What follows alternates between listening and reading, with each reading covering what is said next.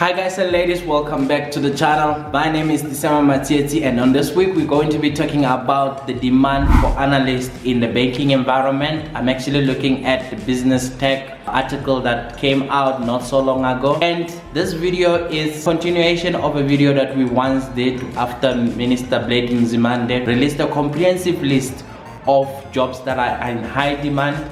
And it still looks like analysts are still in high demand based on the data and based on the need for technological change. Stay tuned for the rest of the video while we discuss this exciting topic for me.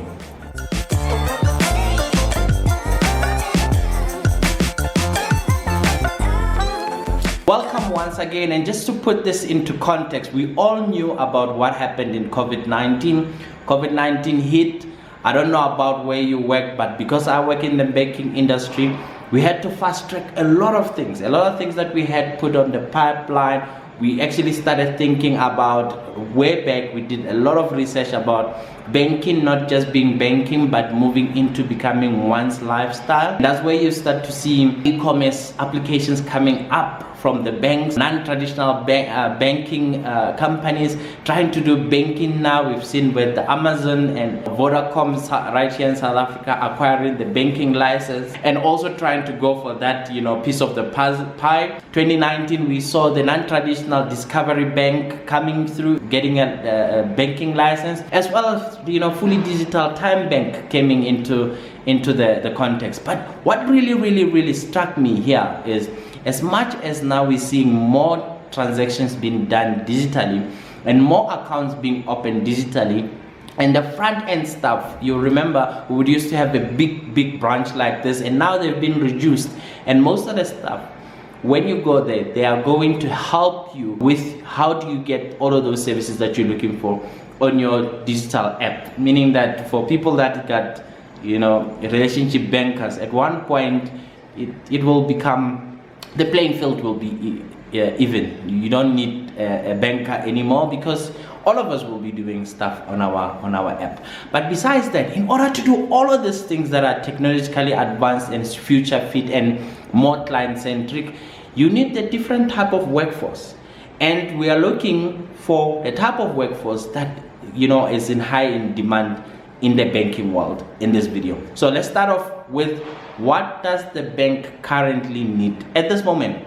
What type of people do traditionally the bank actually go for? We know without fail that chartered accountants still become top of the list. Hence why when you go to any university, the BCom faculty is always the one that's flooded with people, thousands of people in first year trying their luck and becoming chartered accountants, and only a small one making through the CTA or their honors level. We still need the bankers, which are whether front end or type of relationship banking. We still need bankers in the banking environment. Credit managers are still needed, especially those who can actually write the scorecard and make sure that we get to the right thing, which is the department that I'm working on in client value management. That's where the whole department is like a lot of credit managers. Customer service consultants, we have one of those. When you call on the line, you get through a customer service consultant telling you can extend your loan or can consolidate. Even if you want to vent, we have those services. You can just vent about money, and then we'll tell you about what do you need with your money. Investment bankers, especially in the commercial and investment banking side, CIB, those are totally needed, because we grow the economy with all of these investment bankers, especially in that area. They need to know derivatives. That's where CFA comes in, chartered financial analysts, route. If you want the investment banking, that's the best place that you can go into.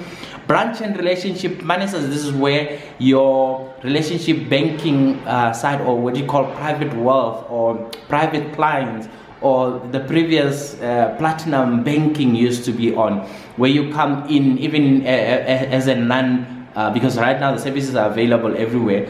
You can walk in and the person can actually talk through your finances, and they can help you get to wherever you want to get to. And before that, there's a new wave that's coming through because of the skill set, and this new wave shows that now in 2023 the big banks, the Capitec, Nedbank, FNB, and probably Absa, I don't know much about Standard Bank, but they are highly looking for these people, and for obvious reason. Multi-stack engineers. Previously used to have like an engineer that's used to one function. Say for instance, you are a COBOL engineer, you can write anything else in COBOL, or you know one programming language.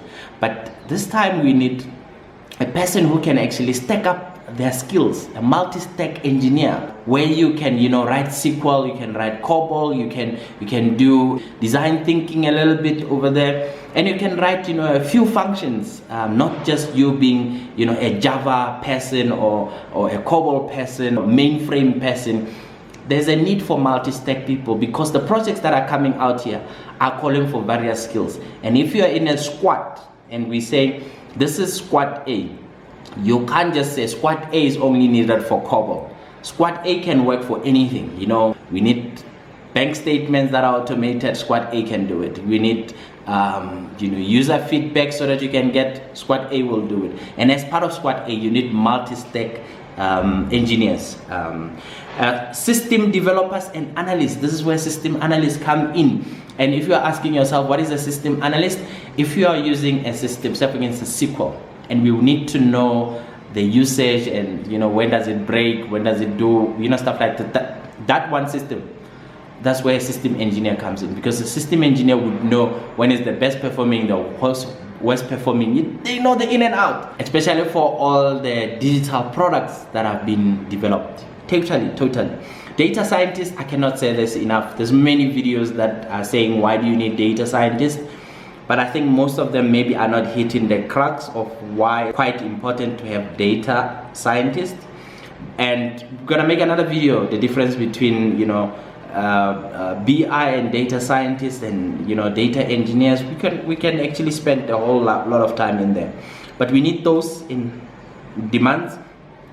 UI and UX designers, user interface and user experience designers. Like I said, if you're making an app, you need somebody else to say, we can put 7 functionality on one click, you know, and they tell us how that could be done, because multi-stack developer might know how to develop, but a UI or UX person can actually say, this is how you can, you know, combine this two to make it, you know, much more efficient. Software testing analysts, the test analysts are needed. Every time you make something, even a code, you have to test it. You always in demand if you're in here. If you're going into the tech world, test analyst, you know, it doesn't matter whether you used to work for, you know, telecommunications, we will always need you as long as you know your story of how you do your own testing. Quantitative analysts, these ones are the ones that are needed, especially in the credit space, where we are doing scorecards and, you know, you do personalized scoring. You need those quantitative analysts.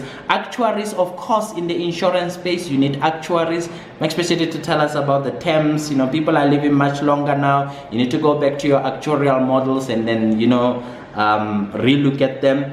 And the last one, this one is totally cyber risk specialists are always in high demand. It looks like the tech world is, especially and what makes me excited is the analyst world, which is from this list. I'm just looking at the system analyst, I'm looking at quantitative analyst, and I'm also looking at the data side of things with the data scientist, which is where I think my expertise somehow lies.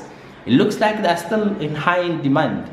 So in so doing, you know, you might stay much longer on this channel than we anticipate. These skills are still needed in 2023 and beyond. These are still core skills that we are looking to pay big bucks for the person with these skills. If you feel that this video is quite helpful, please don't hesitate. This is my subscription promotion.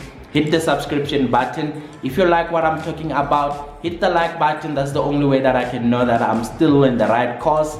If you want something else that I might have forgotten, or you need more information, or you want to connect with me, just leave a comment or two and I'll get back to you. Please stay tuned for another video.